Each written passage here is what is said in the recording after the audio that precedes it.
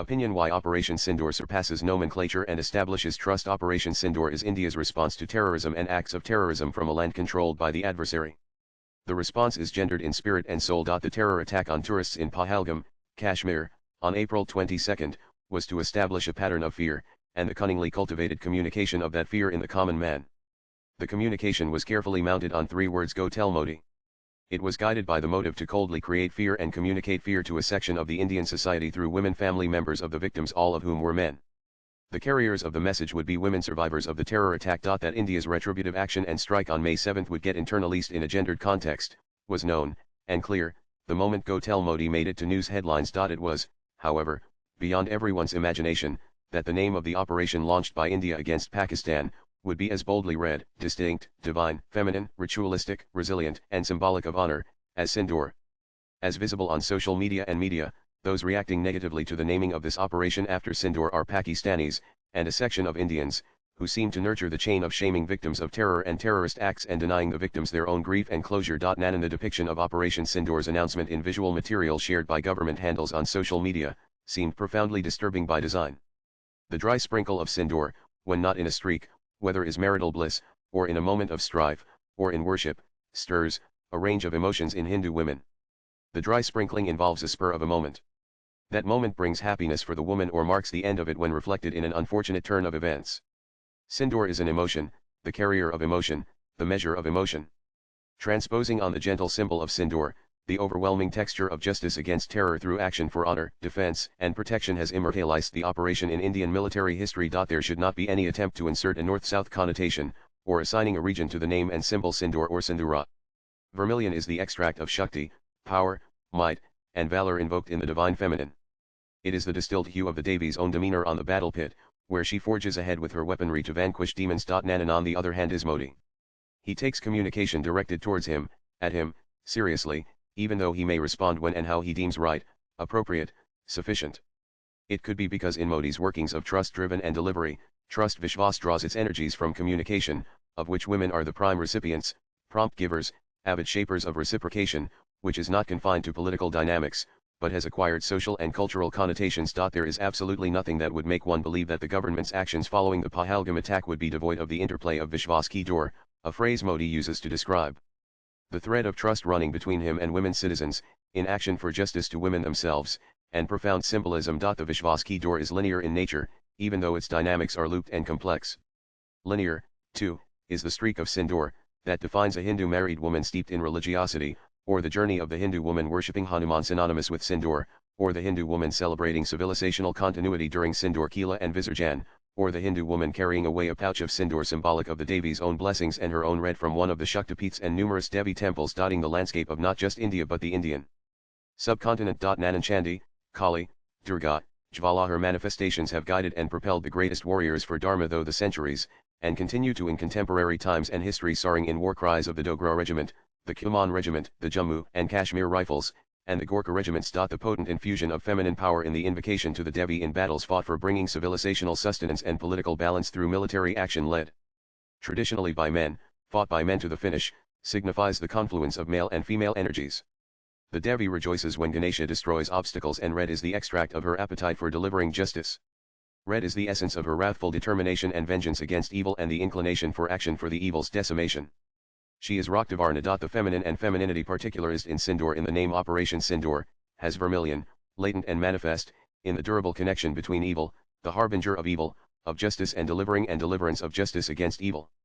Sindoor as adornment and ornamentation may not be part of the daily ritual of women applying it as a symbol of marital bliss, but it is ingrained, embedded and manifest in the religious, cultural, and spiritual consciousness of the worshippers of the Devi that chant the Lalita Sahasranama, the devotional hymn of the 1000 names of Lalita, where several of the Devi's names enumerate the presence of red in the consciousness, attributes and qualities of her names. The Dhyana Shloka and names of the Devi in the Lalita Sahasranam denote that her body has the red hue of vermilion. She is red in color, she is luminous in red garlands and ornaments, tender as the japa flower, the red hibiscus. She is adorned in kumkum on her forehead, she is red, she wears the garment as red as the rising sun. She is Sarvarna, entirely red in complexion, and sits on the seat of fire. The Shaktipeethas from Assam to Gujarat, from Kashmir to Kanyakumari cover the geographical expanse of the celebration of vermilion, red, and Shakti within the political boundaries of India. Hence, ridiculing the significance of Sindoor is not only ignorance, but adherence to propaganda that denies the sacred and spiritual any space, unless of sordid cosmetic exploitation, in India's expression of pride through Hindu symbols during the last 10 years. A regionalist approach to decoding the name of India's military operation is capable of disrupting the idea of collective identity of the Hindu woman whose source of belief, bliss, prosperity, emotional well-being, spiritual sustenance, and worship is the Devi and her vermilion red itself. And so, it is best avoided and discarded. Nanan Operation Sindoor has marked the beginning of retributive action to defend and protect Hindus in their own land. Even though it was not directly intended in these moments of strife between two nuclear powers, Operation Sindoor has paved the way for a cultural counter-action to the left's dehumanization of Hindu women both in their moment of celebration of marital bliss or the feminine regardless of the institution of marriage on Karvachoth, Tiya, Navratra, Deepavali, as well as the systematic and organized destroying of the same bliss through an act of terror. The government's courage in naming the strikes on Pakistan Operation Sindoor is reflected in choosing a name that's hauntingly evident in its very absence. Within hours of the events of Operation Sindoor taking over the news, there were reactions from women across the cultural and ideological reactions. While women from Israel, Afghanistan, America, countries in Europe, expressed their support to the operation and its name, mentioned that the name was inspiring, women from the Indian left, from imagined castles erected on cultural depravity, extended their support to the toxic idea of patriarchy they themselves seem to propagate. Among expressions and indications of cultural and political hypocrisy from women with leftist ideological inclinations becoming instantly uncomfortable with the name Sindoor, one post on social media said that the name reeks of patriarchy, to the extent of identifying the naming of the operation as ownership of women, sacralizing the institution of marriage chastity, similar Hindutva obsessions. Reasons for ideological discomfort and scorning Hindutva for the naming of the operation after Sindoor could be many. All these are excuses for cultural cowardice, and deny the surviving women of the Pahalgam attack, their gendered belief in the sense of justice, which is audible, loud, and clear in their soul-churning bites to the media overreaction to Operation Sindoor. In this destructive denial is concealed the belittling of the feminine sovereignty of the Hindu woman, the denial in letting the bereaved and traumatized grieve and find an outlet to grief in India's actions on May 7. India has never attacked any adversary. It has defended and has the right to defend. The red of Sindoor is a reminder that pacifism, always, is not the answer. The left's scorn for, deep disdain for and discomfort with the celebration of Karvachoth in particular where married Hindu women fast for their husband's well-being, the marital bond and related prosperity, is well known. Bindi, bangles, and Sindoor, prime elements of ornamentation associated with the sacred, worship and the Devi, are looked down upon, and subjected to ridicule, on Karvachoth. Hindu traditions observed by women being targeted politically, and being appropriated culturally, would serve as the first stage of the ripping away of the concept of family itself.